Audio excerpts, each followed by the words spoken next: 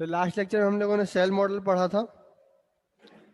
Cell model में हमने discuss किया था कि एटम्स न्यूक्लियॉन्स होते हैं, उसमें प्रोटॉन्स और न्यूट्रॉन्स अलग अलग मतलब सेपरेटली अपने अपने सेल्स में भरे जाते हैं, और उसके हिसाब से अगर सेल्स कंप्लीट हैं तो न्यूक्लियर प्रॉपर्टीज ऑलमोस्ट नेग्लिजिबल होती हैं, क्योंकि सेल टोटली फिल्ड है तो उसका स्पिन पैरिटी सब जीरो होगा।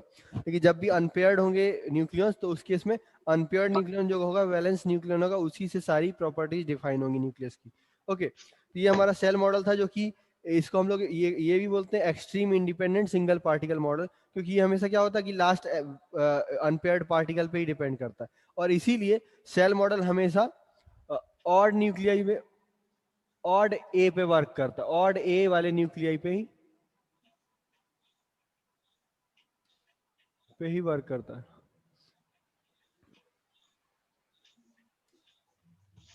Model okay. इसके अलावा सेल मॉडल से हमें प्रॉपर्टीज क्या क्या मिलती हैं?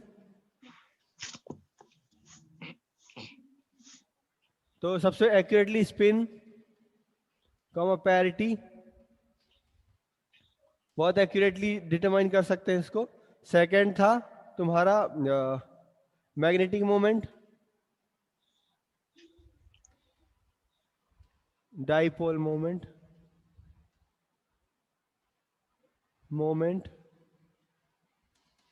थर्ड तुम्हारा क्वाड्रपोल मोमेंट, इलेक्ट्रिक क्वाड्रपोल।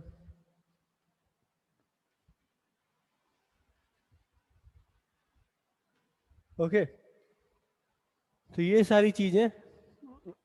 इसके अलावा तुम और क्या, एक्साइटेशन स्टेट्स है ना? हाँ पूछो।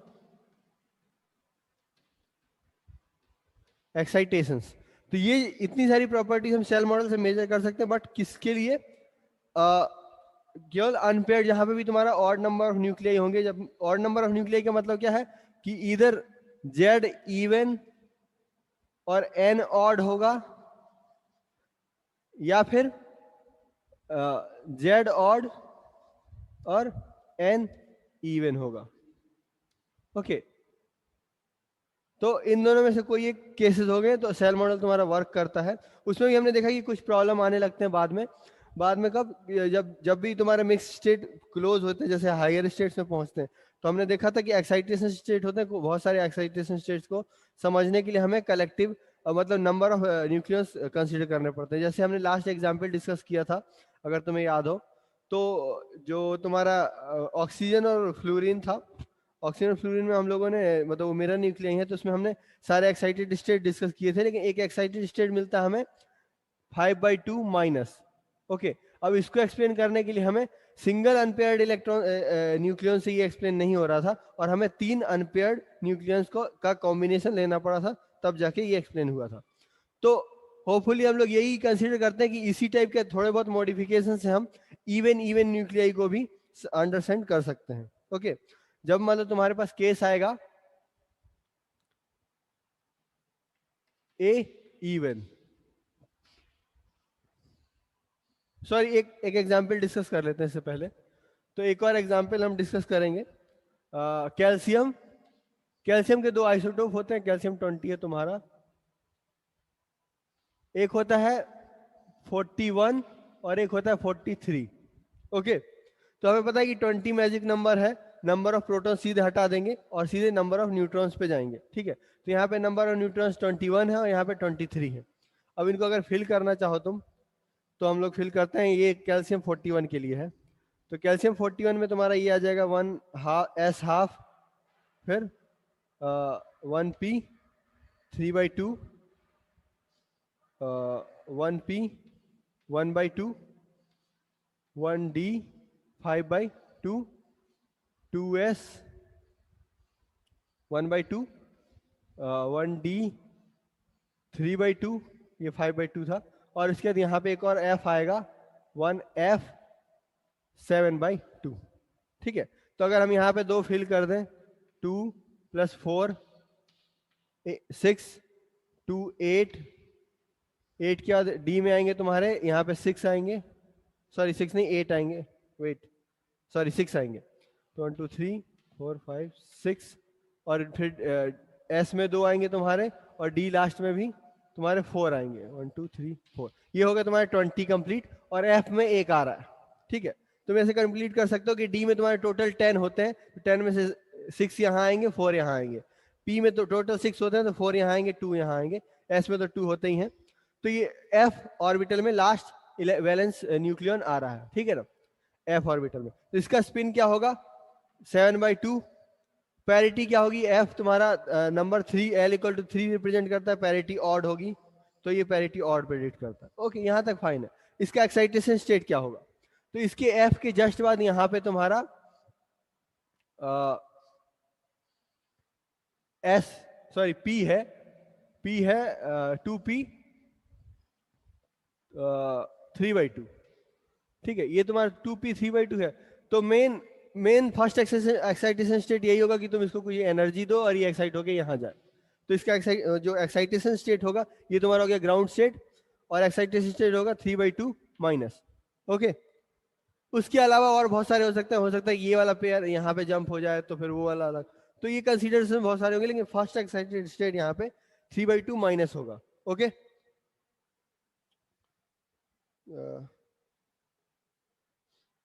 यप। तो फर्स्ट ये तुम्हारा यहाँ पे करेक्ट प्रिडिक्शन है हमारा। CA41 कैल्शियम 41 के लिए ये नेचुरली होता है, बट जैसे हम कैल्शियम 43 पे आते हैं तो उस केस में क्या हो जाएगा, 43 के केस में यहाँ पे दो न्यूक्लियन और आएंगे। ये 41 था, 42 और 43। अब यहाँ पे देखो एफ में 3 न्यूक्लियंस हैं एफ ऑर्बिटल में, और यहाँ पे 2 तो अनपेयर्ड है, एक अनपेयर, मतलब 2 तो पेयर्ड है और एक अनपेयर्ड बचा।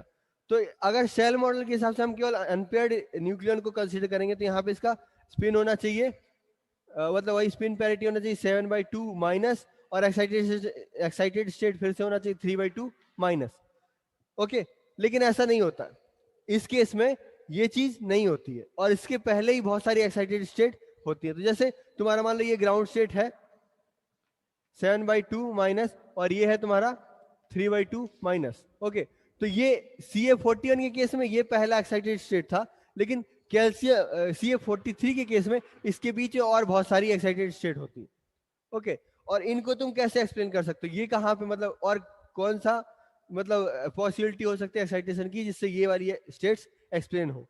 तो इसके लिए हमें क्या करना पड़ता है, इन तीनों का न्यूक्लियर स्पिन काउंट करना पड़ता है, ठीक है। तो इन तीनों का nuclear spin 7/2 minus half, 7/2 minus half, 7/2 minus half होगा, और उनका तुम एडिशन लोगे जब, तो एडिशन कैसे लेंगे, तो हमें मतलब कलेक्टिव प्रॉपर्टीज मेजर करनी पड़ती है all of the balance nucleon की। तो यहाँ पे तुम्हारे पास 3 बैलेंस न्यूक्लियन है, तीनों का स्पिन हाफ,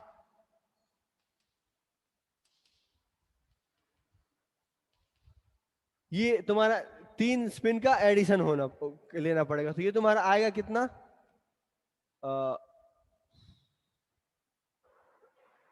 3/2, अगर 2 नेगेटिव होंगे तो माइनस माइनस 7,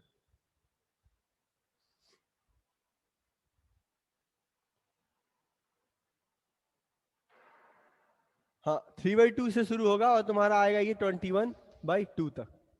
ओके, तो 3/2 से 1 ऐड करते जाओ, 5/2, 7/2, और डॉट डॉट डॉट करके 21/2 तक ये सारे स्टेट्स बन रहे हैं इसके कॉम्बिनेशन। ओके, और इन सारे में से कोई भी एक्साइटेशन पॉसिबल है, ठीक है। ये इतने सारे स्पिन हो रहे हैं, इनमें से कोई, इसमें से देखो 7/2 यहाँ पे आता है तो ये ग्राउंड स्टेट हो गया तुम्हारा। इसके बाद क्या होगा, जैसे ही ये एक्साइट होगा यहाँ पे, तो भी तुम्हें फिर कलेक्टिव स्पिन ऐड करने पड़ेंगे, और वो कलेक्टिव स्पिन हो सकता है कि 3/2 माइनस की जगह कुछ और आए और उसकी एनर्जी भी कम हो सकती है, ठीक है। तो इस टाइप से ये तुम्हें मेन डिफरेंस शो करता है ये एग्जाम्पल कि सेल मॉडल कहाँ वर्क करता है कहाँ नहीं करता, ठीक है। CA43 के केस में बहुत सारी लो लाइंग स्टेट होंगी, उनको हम लोग बोलते हैं क्या, लो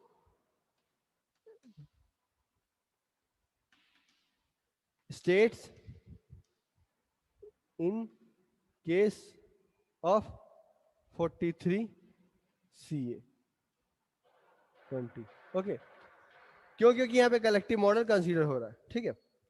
अब हम लोग एक छोटा सा प्रॉपर्टी पढ़ते हैं, मैग्नेटिक मोमेंट, जो कि तुम्हारा डिफाइन होता है सेल मॉडल में। सेल मॉडल में हम लोग मैग्नेटिक मोमेंट कैसे डिफाइन करेंगे, बस एक बार देख लो। तो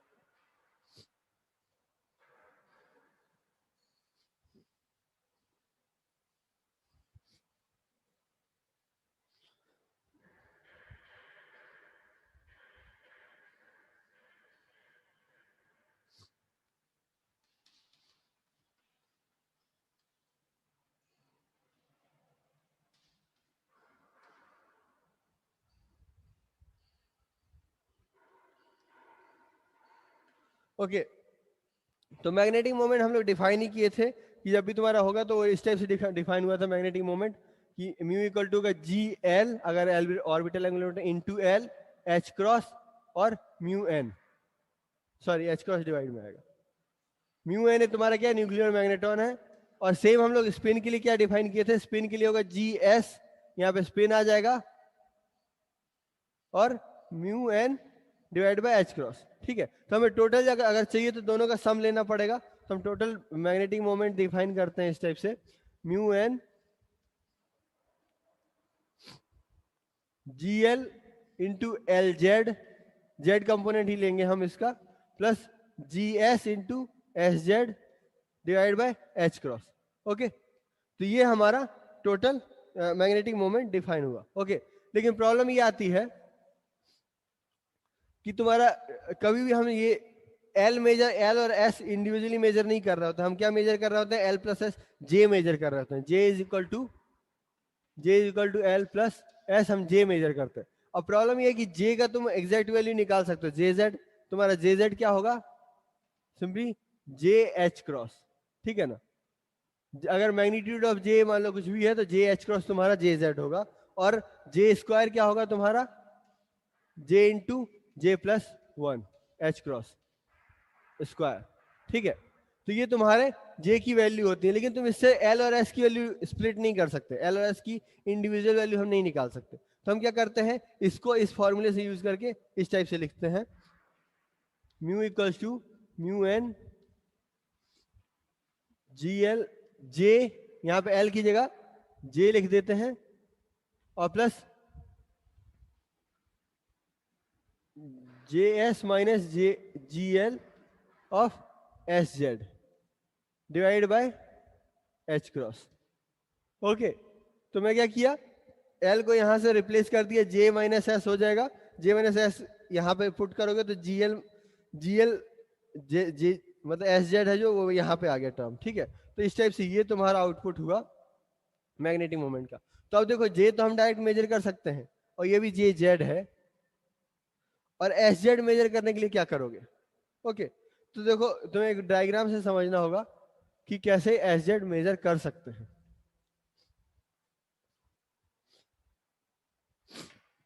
तो मान लो कि तुम्हारा एस मतलब तुम लोगों ने मतलब एल एस कपलिंग पढ़ी होगी, अगर तुमने तो देखा होगा कि इस टाइप से होता है डिसाइड, कि मान लो तुम्हारा ये एल है, ये तुम्हारा एल है, और ये तुम्हारा प्रोसेस कर रहा है जेड के अलाउ। ठीक है, इस टाइप से। लेकिन जब भी तुम्हारा कोई स्पिन है, मान लो अब स्पिन ऐसे है, ठीक है, तो ये एल तुम्हारा प्रोसेस करेगा इस वेक्टर के अलाउ, तो ये तुम्हारा एल है, ये एस है, तो ये तुम्हारा टोटल जे होगा। ठीक है, और एल तुम्हारा ये प्रोसेस करेगा, एल तुम्हारा इसके अलाउ रोटेट करेगा इस टाइप से, और एस तुम्हारा यहां पे ले जाएगा। ठीक है, तो अब और जे का टोटल प्रोसेसन जेड एक्सिस के अलाउ होगा। ये तुम्हारा अगर जेड एक्सिस है तो ये जे वेक्टर है, जो ये जे वेक्टर है, ये एस वेक्टर है, और ये एल वेक्टर है। ठीक है ना, तो एल तुम्हारा ये है कंपोनेंट, एल प्लस एस तुम्हारा जे होता है, और जे तुम्हारा टोटल प्रोसेस करता है इसको, और एल कहाँ प्रोसेस करता है, जे के अलाउ। तो अब देखो, इसकी वैल्यू ऑलरेडी वेरिएबल है, तुम एल जेड की वैल्यू कभी कॉन्स्टेंटली मेजर नहीं कर सकते कि यहां से लेके यहां तक वेरी कर रही है। ठीक है, तो एल जेड हम मेजर नहीं कर सकते। क्या हम एस जेड मेजर कर सकते हैं, तो देखो एस जेड कंपोनेंट है क्या, यहां से देखो अगर, तो इतना एल कंपोनेंट है, और यहां से इतना एस जेड कंपोनेंट है। ठीक है, तो यहां से तुम इसको मेजर कर सकते हो, अगर तुम्हारा ये टोटल जे है, जे जेड है, तो इसमें से ये कंपोनेंट इतना एस जेड है। ठीक है, तो इसको हम लोग मेजर करने के लिए क्या करेंगे, डिफाइन करेंगे एस जेड अगर इक्वल्स हो जाएगा तुम्हारा unit vector of J, unit vector of J होगा तुम्हारा J divide by J square dot S. Okay, तो ये तुम्हारा हो गया क्या, एस कंपोनेंट, सॉरी ये हो गया तुम्हारा एस जे। ठीक है, तो इसको हम लोग डॉट प्रोडक्ट लिए यहां से, तो ये दोनों वेक्टर हैं, तो S dot J divide by J J square, ये तुम्हारा एस कंपोनेंट होगा। ठीक है, तो इसको तुम जब यहां से तुम एस जेड डिफाइन करोगे, जब एस जेड एक्सपेक्टेशन वैल्यू, तो ये तुम्हारा इस टाइप से हो जाएगा। ये फॉर्मूला मतलब डेराइव करने की चीज नहीं है, तुम याद रख सकते हो और मतलब इतना इंपॉर्टेंट भी नहीं है फैक्टर, बस ये तुम्हारे सिलेबस में, इसलिए मैं मतलब एक बार डिस्कस कर रहा हूँ। तो ये हो जाएगा सिंपली तुम्हारा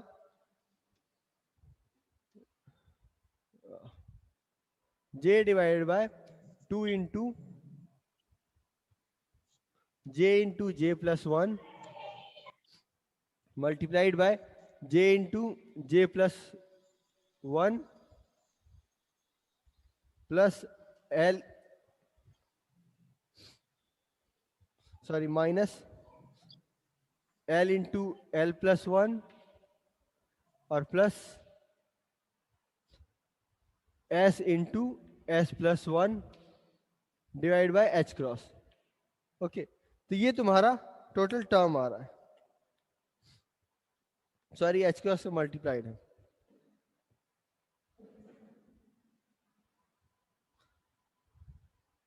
ओके, इसको तुम बस याद रख सकते हो कि अगर तुम्हें मान लो कि एग्जाम में कुछ लिखने के लिए कम पड़ रहा है, तो तुम्हें शेल मॉडल क्वेश्चन आया, शेल मॉडल में तुम सोच रहे हो कि और कुछ भी लिखना चाहिए, तो तुम उसका मैग्नेटिक मोमेंट डिफाइन कर सकते हो अगर तुम्हें ये याद है तो, ठीक है। इसके अलावा इसका कोई मतलब ये तुम्हें बहुत न्यूमेरिकल नहीं आएंगे इस पे, तुम्हें कभी कोई भी मतलब इंपॉर्टेंट प्रॉब्लम नहीं आएगी इस पे, लेकिन तुम ऐड कर सकते हो अपने कंटेंट में अगर तुम्हें याद है तो, ठीक है। तो ये तुम्हें क्लियरली समझ आ रहा है क्या लिखा हूं मैं? यहाँ पे लिखता हूँ, रुक जाओ। सर हाँ, सर आवाज नहीं ये आ रही। एस और जे की से डिसाइड की, क्या क्या? एस और जे की डायरेक्शन मतलब इसी डायरेक्शन में होगा, ये कैसे पता करा? नहीं, हम लोग गैस कर रहे हैं कि एल तुम्हारा कहीं यहाँ पे होगा तो जे ऐसा होगा, ठीक है। ये कैसे भी हो सकता है, मतलब ये एक सर राइट। इमेजिनेशन है कि हम लोग ऑब्वियसली स्पिन उनका देखते नहीं कभी, है ना, लेकिन तुम्हें पता है कि स्पिन एक वेक्टर जैसे एक्ट करने वाला है, और तुम्हें पता है कि ऑर्बिटल एंगुलर मोमेंटम कुछ एक डायरेक्शन में होगा, ठीक है। तो उसमें एस तुम्हारा इस टाइप से ऐड होगा और टोटल जेड जे ऐसे मिलेगा, ठीक है। हम लोग ये जस्ट इमेजिन कर रहे हैं। तो इमेजिन करने से हमें मिलता है कि अगर प्रेसिजन एल का स्क्वायर राउंड होगा जे के, तो जे का टोटल प्रेसिजन जेड एक्सिस के अराउंड होगा, और इससे हम लोग जे जेड मेजर कर सकते हैं। और ये ठीक है एक्सपेरिमेंटली सर। काफी मतलब एक्यूरेट वैल्यूज देता है, तो मतलब हमारा एजम्पशन ठीक ठाक है। ये तुमने मतलब एटॉमिक मॉलिक्यूल में भी पढ़ा होगा, एलएस कपलिंग जब करते हैं हाइड्रोजन एटम में, तो उसमें भी यही होता है। तो यहाँ से एस जेड तुम्हारा आता है J divided by 2 into J plus 1 bracket में J into J plus 1 minus L into L plus 1, ये मैं मिटा रहा हूं, plus S into S plus 1 H cross. Okay, तो ये तुम्हारा एस जेड की वैल्यू आती है। एस जेड की वैल्यू जब तुम यहां रखोगे तो तुम्हें म्यू की अलग अलग वैल्यूज मिल जाएंगी। तो होता क्या है कि अगर एस तुम्हारा मान लो कि तुम्हारा जे है जो वो एल माइनस हाफ है, स्पिन तो प्लस हाफ माइनस हाफ ही होगा, तो अगर ये माइनस हाफ है तो एस जेड की वैल्यू आ जाती है तुम्हारी, यहां से अगर तुम ये रखोगे J equal to L minus half, तो ये कैंसिल आउट हो जाएंगे और तुम्हें मिलेगा, वेट कहाँ लिखा है मैंने, ओ या माइनस एच क्रॉस जे बाय 2 इंटू जे प्लस 1, ठीक है। जबकि अगर तुम्हारा एल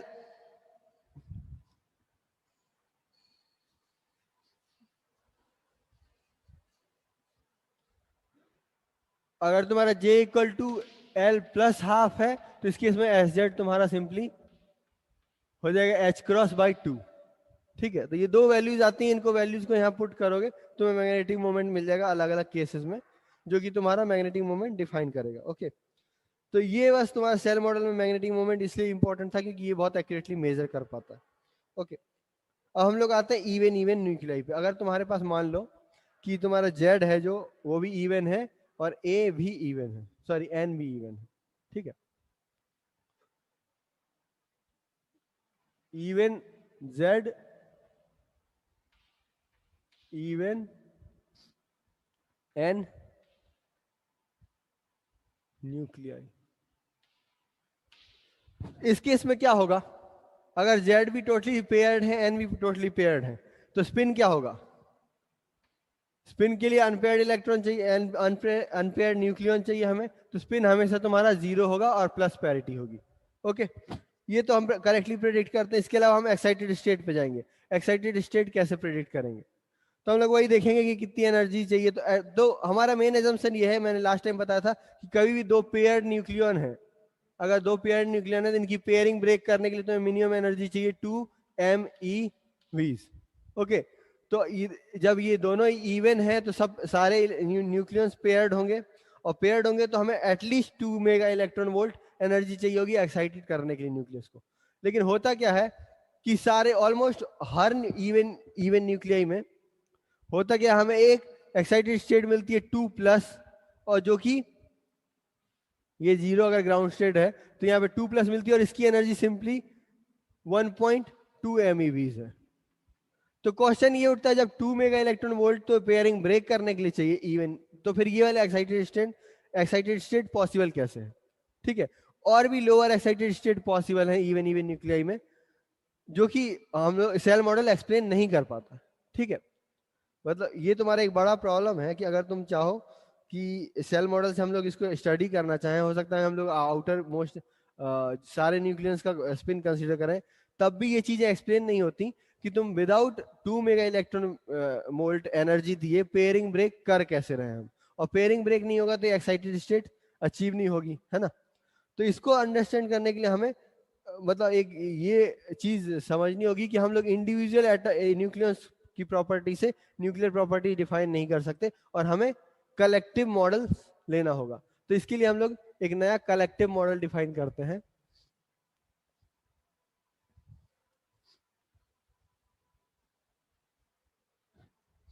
ओके, तो हम लोग इसको बोलते हैं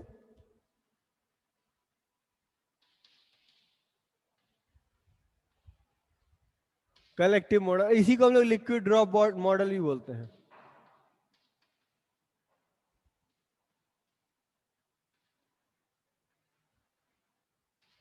ठीक है,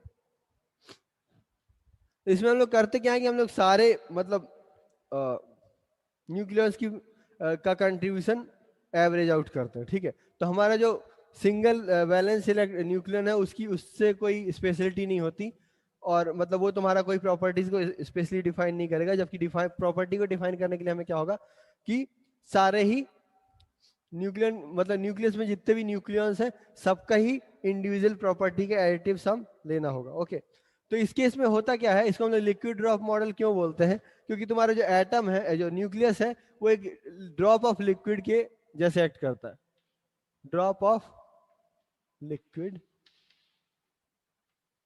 के जैसे एक्ट करता है। और लिक्विड ड्रॉप को अगर तुमने देखा होगा कहीं अगर फॉल होते हुए तो देखना वो रोटेट भी होती है, वाइब्रेट भी होती है। तो इस केस में तुम्हारे पास दो कंपोनेंट होंगे, रोटेशन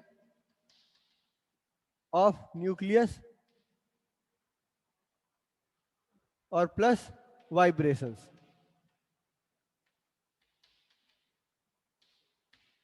है ना। तो इसकी खास बात ये है कलेक्टिव मॉडल्स की, ये स्मॉलर न्यूक्लियाई पे ज्यादा एप्लीकेबल नहीं होगा। स्मॉलर न्यूक्लियाई पे ज्यादा एप्लीकेबल क्यों नहीं होगा, क्योंकि बहुत ज्यादा अच्छे से ड्रॉप जैसे एक्ट करेंगे नहीं। मतलब अगर तुम्हारे पास केवल दो ही पार्टिकल हैं तो ये ऑब्वियसली ऐसे एक्ट नहीं करेंगे, है ना।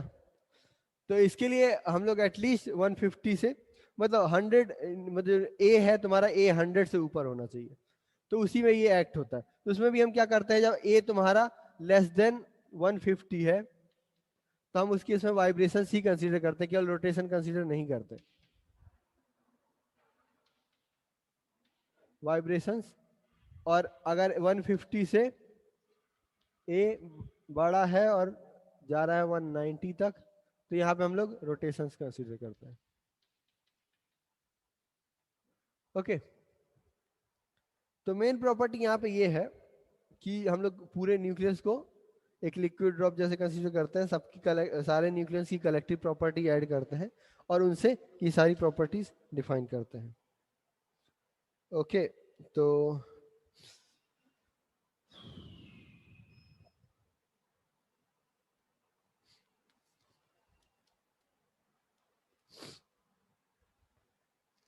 लिक्विड ड्रॉप मॉडल के बारे में हम अब कल से शुरू करेंगे, क्योंकि आज मैं थोड़ा कम प्रिपेयर करके लाया था। बता सकते हैं आगे, लेकिन मतलब बहुत डिटेल में नहीं बता पाऊंगा। तो इसलिए कोई किसी को डाउट हो तो पूछो।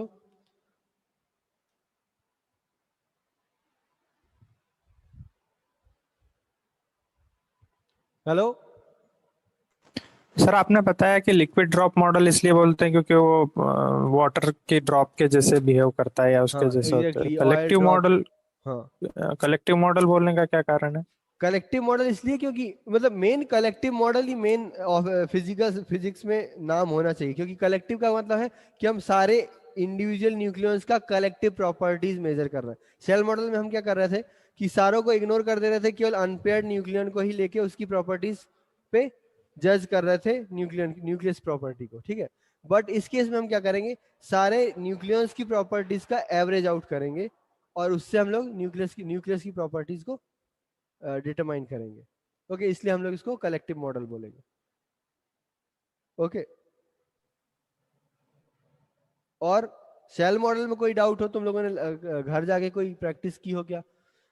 किसी ने की क्या? जाके सर न्यूक्लियस को के सेल्स में फिल करने की कोशिश की? क्योंकि सेल मॉडल तुम्हारा ऑब्वियसली, देखो इन दोनों में से लिक्विड ड्रॉप मॉडल या सेल मॉडल में से कोई ना कोई एक हमेशा एग्जाम में आता ही है, ठीक है। तो जितना तुम्हें डिटेल में पता होंगी ये चीजें, उतना ज्यादा तुम अच्छे से एक्सप्लेन कर पाओगे, लिख पाओगे, ठीक है। तो एक बार घर जाके जो भी पढ़ा रहा हूं मैं। सर हाँ हाँ बोलो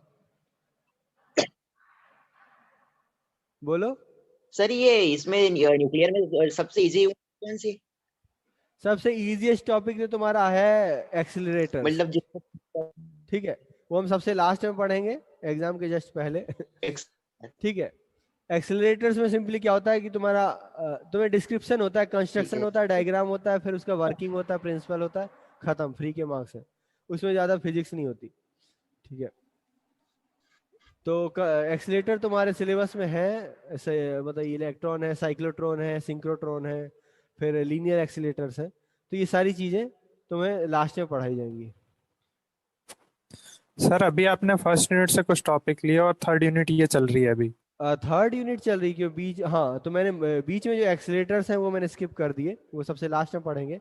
फर्स्ट यूनिट मैंने ऑलमोस्ट पूरा पढ़ा है, बस एक्सचेंज मॉडल छोड़ के, ठीक है। क्योंकि एक्सचेंज मॉडल तुम्हारा इससे भी एडवांस है, सेल मॉडल से भी एडवांस है, पता नहीं क्यों उसको फर्स्ट यूनिट में दे रखा है।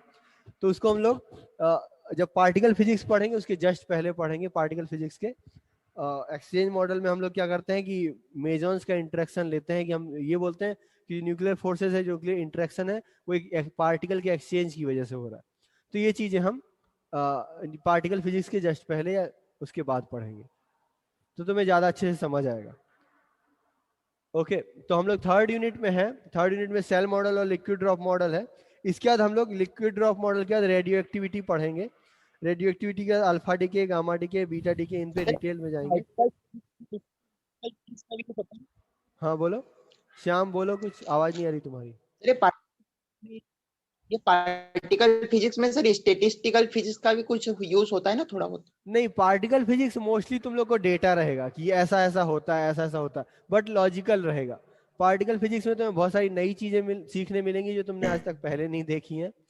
जैसे कि पार्टिकल का स्पिन, ये न्यूक्लियस है, जो प्रोटॉन है, न्यूट्रॉन है, ये फर्दर ब्रेक होंगे, मेजॉन्स आएंगे, पाइऑन्स आएंगे, और बहुत सारे पार्टिकल आएंगे लेप्टॉन्स और फर्मियंस में। तो मतलब बहुत सारे नंबर ऑफ पार्टिकल्स मिल जाएंगे तुम्हें, सबका स्पिन पैरिटी डिसाइड करना होगा। तो उसके लिए हम लोग वेरियस टेक्निक्स हैं जो पढ़ेंगे।